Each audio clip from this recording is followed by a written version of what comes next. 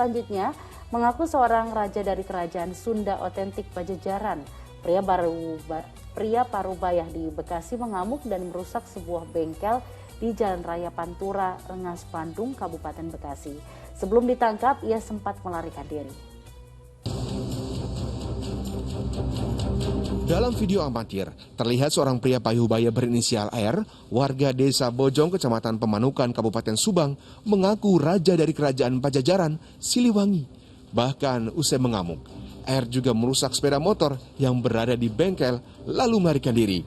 Karena merasa dirugikan, pemilik bengkel kemudian melaporkan R kepada petugas gabungan. Pelaku kemudian ditangkap dan dibawa ke Polsek Cikarang Timur. Nyamuknya di sini, didorin ini pintu.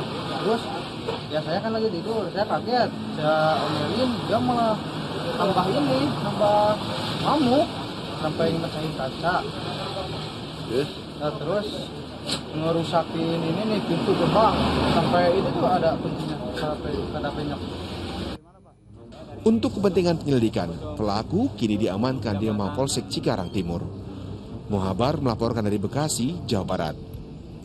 Astagfirullahaladzim, khawatir ini malah berbuntut pidana jika memang pria yang bersangkutan tadi nih terbukti bersalah. Nah Ustaz, kalau ternyata tidak terbukti bersalah karena memang pria tadi itu hilang akal, maka yang bersangkutan dalam ajaran Islam tidak berdosa gitu ya Ustaz ya? Padahal sudah merugikan orang lain gitu Ustaz. Atau gimana Ustaz? Ya ini masalahnya ya. Jadi begini.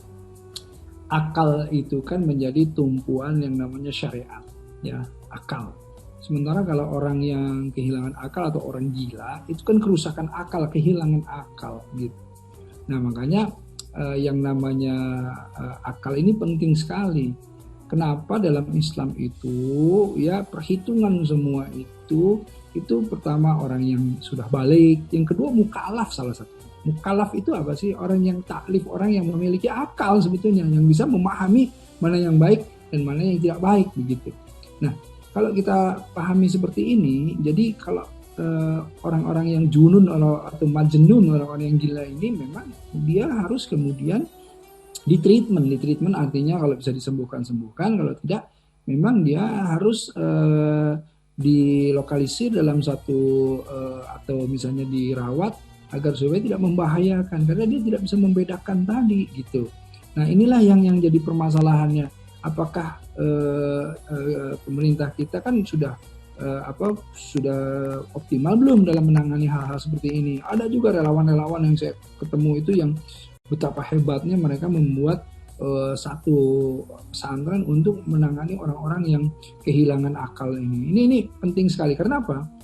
Begini. Orang yang mukallaf, saya orang taklif, orang yang bukan gila gitu ya, itu ada beban yang namanya syariat itu bisa hilang ketika hadisnya gini, inallaha tajawazali an umata qata'a wa nisa'a wa mastukhri hu'alai. Jadi kan sesungguhnya Allah itu mengampuni umatku karena kesalahannya, pertama kelupaan dan sesuatu yang dipaksakan bagi mereka gitu ya. Jadi kalau lupa saja ya, lupa itu salah satu yang kemudian di dalam beberapa syariat itu bisa kemudian menjadi rukhsah atau misalnya satu pengecualian gitu.